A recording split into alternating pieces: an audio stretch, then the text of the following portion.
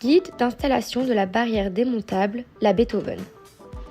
Selon votre sol, il est recommandé d'avoir le tracé de l'implantation de votre barrière, de la colle pour les manchons, un chiffon pour nettoyer le trop-plein de colle, un mètre, un aspirateur, un tournevis, une perceuse de type familial avec une mèche de diamètre 16 pour la barrière avec des piquets en diamètre 16 ou une carotteuse à eau avec une mèche de diamètre 30. À noter lors de l'installation, le profilet avec les vis du piquet est toujours à l'intérieur du périmètre à sécuriser. Étape numéro 1, le tracé. Placez votre section autour de la piscine par rapport au tracé initial de votre barrière. Pour les lignes droites, faire un tracé au cordeau afin que vos piquets soient tous parfaitement alignés. Conseil de perçage. Au moment de percer, utilisez la bulle indicative de la perceuse pour être sûr de percer droit. Vous pouvez également vous aider d'un trépied, d'un guide ou d'un gabarit à angle droit. Étape 2. Respectez l'espace entre les trous. Attention, ne jamais faire les trous à l'avance. Après le perçage, veuillez aspirer les saletés du trou. Insérez le manchon, puis placez le piquet de votre section dans le manchon. Déroulez le filet jusqu'au prochain piquet, tendre le filet en vérifiant la bonne tension du galon du bas, faire une marque au sol pour le prochain perçage. Percer et renouveler l'opération avec chaque piquet composant une section. Votre gabarit de perçage entre les piquets est la section que vous avez en main. Pour finir une section et commencer une nouvelle section, placez le dernier piquet de votre section et mesurez la distance de 6 cm entre l'axe des piquets. Puis, reliez les sections par le loquet. PSE vous propose 2 moyens d'accès. Le portillon automatique et les loquets. Installation du portillon automatique. Le portillon démontable vous est livré en 3 parties. La porte battante centrale avec le système de serrure, ainsi que 2 montants de part et d'autre composés de charnières qui permettent de visser la porte battante. À noter, les trous de fixation des portillons sont plus profonds que celles des piquets individuels de la barrière. Exactement 14 cm de profondeur. Installation de 2 plaques en plexi pour plus de sécurité, pour éviter que les enfants essayent de passer leurs jolis petits doigts. Fermeture du portillon. Après l'installation du portillon, il est nécessaire d'ajuster le niveau de la serrure pour que celui-ci puisse se fermer tout seul. Pour cela, grâce à la vis placée au sol de la serrure, il est possible de l'ajuster à la bonne hauteur à l'aide d'un tournevis pour une fermeture automatique.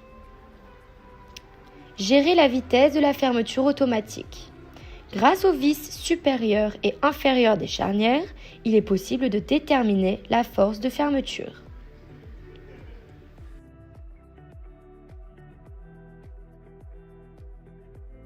Accès par loquet. À chaque intersection se trouve un loquet qui relie les sections les unes aux autres. Ce loquet permet également un accès à la piscine. Nous ouvrons donc le loquet, enlevons un piquet du sol, puis nous rabattons le filet et nous avons donc 1 mètre de passage. Si on enlève un deuxième piquet du sol, nous obtenons 1 mètre supplémentaire d'ouverture. C'est ainsi que la barrière se démonte très rapidement, piquet après piquet. Perçage des piquets dans les angles droits. Le trou au sol pour les piquets d'angle a été percé légèrement vers l'extérieur. Nous voyons l'angle d'inclinaison. Il s'agit de faire contrepoids dans l'angle de façon à ce que le filet soit bien tendu de part et d'autre. Une fois la clôture installée, il est impératif de coller les manchons dans le dallage afin d'éviter une extension des trous dans le temps et permettre au piquet de rester bien droit sans vague sur filet. Nous vous conseillons de numéroter vos sections dans le sens des aiguilles d'une montre, sur la partie du piquet qui rentre dans le sol afin de mettre les sections à leur emplacement initial après un démontage de la barrière. Installation sur bois. Percez le bois avec une mèche de 30 ou 16 mm selon le modèle commandé. 6. Béton sous bois. Manchon à couper dans tube PVC de 1 m. La longueur du tube nécessaire doit être égale à l'épaisseur du bois, plus vide, plus 15 cm. 6. Terre sous bois. La longueur du tube nécessaire doit être égale à l'épaisseur du bois, plus vide, plus 30 cm. Installation dans la terre.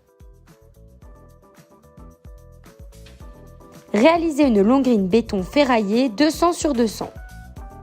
La longrine béton doit être coulée afin que la rase soit à 4 cm en dessous du niveau du sol. Utilisez des tubes PVC de 1 m.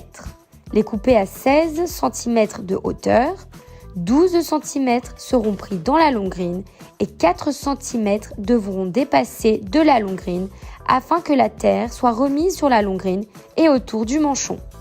Puis, réalisez les trous selon les instructions précédentes. Deuxième option, les plots béton. Faire des plots en béton de 20 cm de diamètre sur 30 cm de profondeur ferraillés dans le fond. Le plot doit être coulé afin que la rase soit à 4 cm pour le diamètre 30 et à 3 cm pour le diamètre 16 en dessous du niveau de la terre. Le manchon de terre de 50 cm dépassera donc du plot béton afin que la terre soit remise sur le plot et autour du manchon.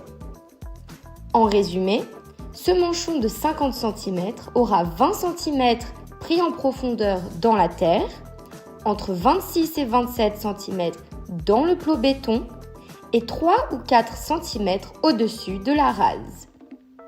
Pour percer les plots, se référer à la procédure de perçage vue précédemment. Bon travail!